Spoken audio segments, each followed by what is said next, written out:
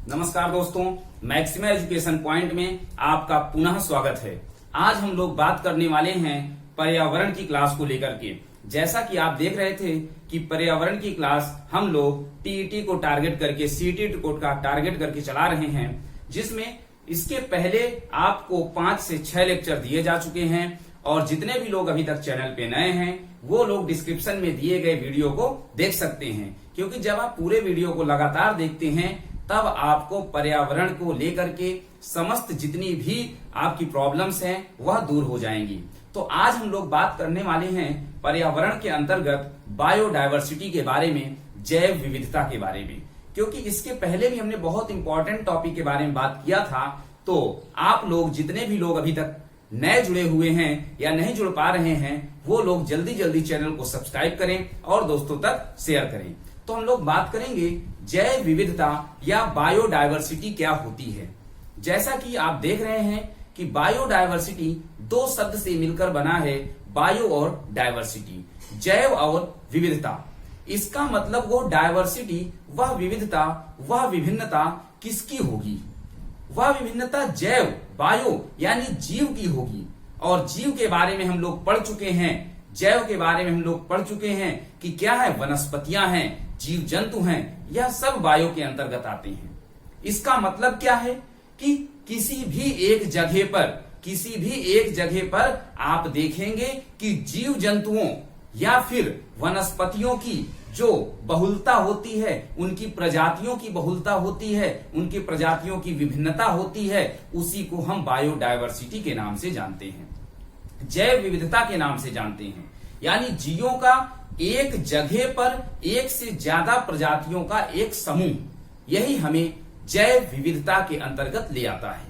तो बात करते हैं कि इस जैव विविधता या डायवर्सिटी का, तो इस बायोडायवर्सिटी का जो सबसे पहला शब्द का प्रयोग है, यह आपसे परीक्षा में पूछा जाता है। तो सबसे पहला इसका प्रयोग 1985 में एक वैज्ञानिक थे जिनका नाम था W.G. रोजेन। क्या था? W.G. रोजेन ने इनका सबसे पहले प्रयोग किया था इस जैव विविधता शब्द का। अगर हम बात करें 1 साल बाद की, तो 1985 के बाद आता है 1986। तो वहां पास इसी जैव विविधता का संकलनात्मक रूप से जिन्होंने प्रयोग किया था उनका नाम था विल्सन नामक वैज्ञानिक ने 1986 में सर्वप्रथम संकल्पनात्मक रूप से जैव विविधता शब्द का क्या किया था? प्रयोग किया था। हम लोग इसी के साथ समझ लेते हैं कि जैव विविधता प्रतिवर्ष किस दिन मनाया जाता है। तो यह प्रतिवर्ष 22 मई को मनाया जाता है। इसी के साथ साथ जैव विविधता किन क्षेत्रों में सर्वाधिक होती है, यह भी प्रश्न आपसे पूछा गया है। तो किन क्षेत्रों में जैव विविधता बायोडायवर्सिटी सबसे ज्यादा होती है?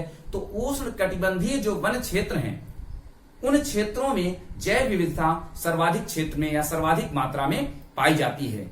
इसीलिए उन उष्ण कटिबंधीय वन क्षेत्रों को जहां पास जैव विविधता सर्वाधिक है, उन्हें हम जैव विविधता का भंडार कहते हैं। पूछता है कि जैव विविधता का भंडार किसे कहते हैं? तो हम लोग क्या है, उष्ण कटिबंधीय वन क्षेत्रों को जैव विविधता का भंडार कहते हैं। इसी के साथ आप देखेंगे कि भारत में सर्वाधिक जैव विविधता किन क्षेत्रों में? तो आप देखेंगे कि केरल में है शांत घाटी में भारत में सर्वाधिक जैव विविधता पाई जाती है। विश्व परिप्रेक्ष्य में आप बात करेंगे तो विश्व परिप्रेक्ष्य में ब्राजील के वनों में सर्वाधिक जैव विविधता पाई जाती है। तो हम लोग बात करते हैं इसे नोट डाउन करने की। तो यहाँ पास आप देखिए जैव विविधता, आज का जो हमारा टॉपिक है वह है जैव विविधता। तो देखिए, किसी प्राकृतिक प्रदेश में पाई जाने वाली जंगली तथा पालतू जीव जंतुओं एवं पादपों की प्रजातियों की बहुलता मतलब है ज्यादा मात्रा में, या विभिन्नता को ही हम क्या कहते हैं? जैव विविधता कहते हैं, बायोडायवर्सिटी कहते हैं। देखिए, यहां से इंपॉर्टेंट आपका नोट डाउन करने का जो पॉइंट है कि सर्वप्रथम इसका प्रयोग 1985 में W.G. रोजेन द्वारा किया गया था। इसी तरह संकल्पनात्मक रूप से प्रथम बार इसका प्रयोग 1986 में कीट वैज्ञानिक थे E.O. विल्सन। क्या नाम था? E.O. विल्सन ने इसका सर्वप्रथम संकल्पनात्मक रूप से 1986 में प्रयोग किया था। बात करेंगे जैव विविधता दिवस, तो यह 22 मई को प्रतिवर्ष जैव विविधता दिवस मनाया जाता है। जैव विविधता दिवस क्यों मनाया जाता है? दरअसल जितनी भी बायोडायवर्सिटी में जीव जंतु वनस्पतियां या जो क्या कहते हैं अन्य जीव जंतु हैं, वह जो संकट ग्रस्त प्रजातियों में आते जा रहे हैं, यानी वो दिन का दिन क्या है हमारी पृथ्वी से नष्ट होते जा रहे हैं, तो हम उन्हीं को संरक्षित करने के लिए जैव विविधता दिवस क्या करते हैं, मनाते हैं। इसके बाद ही हम लोग पढ़ेंगे बहुत ही इंपॉर्टेंट टॉपिक कि किस तरीके से हम लोग जैव विविधता का संरक्षण करेंगे। चलिए बात करते हैं कि उष्ण कटिबंधीय वन क्षेत्र में जैव विविधता सर्वाधिक मात्रा में पाई जाती है, इसलिए उष्ण कटिबंधीय वनों को जैव विविधता का भंडार कहते हैं। क्या कहते हैं? जैव विविधता का भंडार कहते हैं। भारत में सर्वाधिक जैव विविधता शांत घाटी केरल में पाई जाती है। कहां? शांत घाटी केरल में। और विश्व के परिप्रेक्ष्य में सर्वाधिक जैव विविधता ब्राजील के वनों में पाई जाती है। ब्राजील के वनों में पाई जाती है। आप इसे भी नोट डाउन करेंगे, लेकिन इसके पहले हम लोग समझते हैं कि जैव विविधता का स्तर क्या है, यानी जैव विविधता बायोडायवर्सिटी को किस लेवल से हम लोग मेजर करते हैं या हम लोग किस लेवल के अनुसार इसे देखते हैं।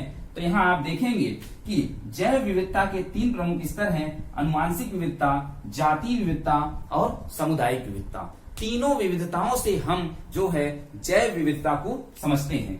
देखिए, आनुवांशिक विविधता का जो आधार है वह जीन्स है। जैसा हम लोग जानते हैं कि आनुवांशिकता के रूप में हम लोग जीन्स को ही क्या है इंपॉर्टेंट फैक्ट मानते हैं। इसी के द्वारा ही क्या है आनुवांशिकता के बारे में हम लोग पढ़ते हैं, या इसके बाद ये कहें कि जीव जंतुओं का निर्धारण।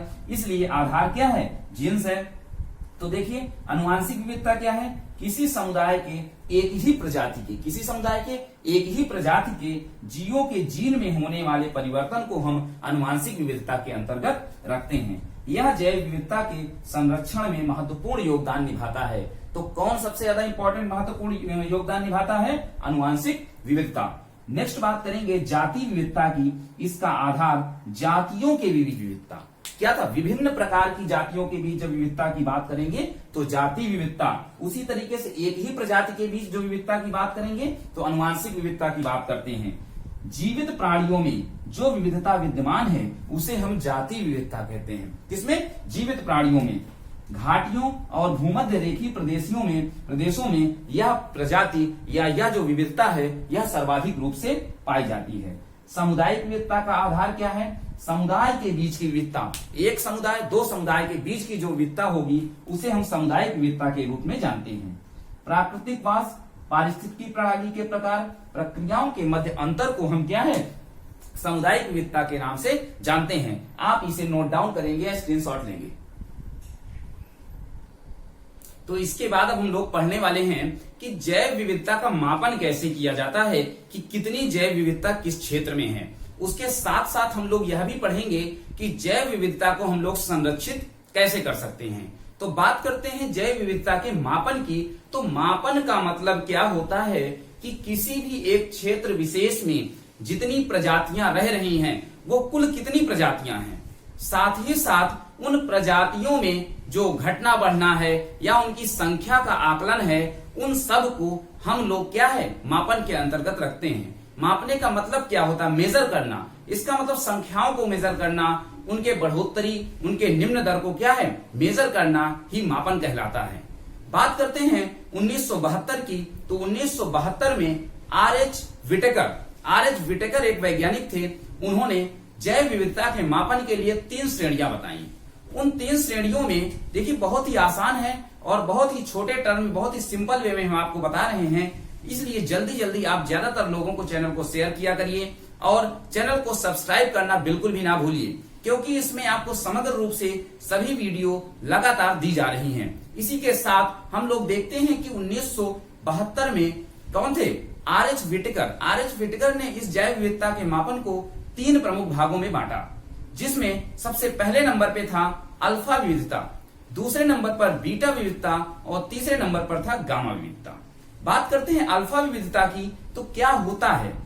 तो किसी एक निश्चित क्षेत्र, मान लीजिए कोई एक निश्चित छोटा सा क्षेत्र है, उस क्षेत्र में जो भी समुदाय, जो भी जाति रह रही है, उसकी पूरी प्रजातियों के बीच की जो विविधता होगी उसे हम लोग क्या है, उसे हम लोग अल्फा विविधता के अंतर्गत रखते हैं। अल्फा का मतलब है कि किसी एक निश्चित, याद रखना आपको, निश्चित क्षेत्र के समुदाय में जो प्रजातियों की विविधता होगी, या प्रजातियों की विविधता की हम लोग कुल काउंटिंग कर लेते हैं, क्योंकि मापन कर रहे हैं, मापन में काउंटिंग करना जरूरी है।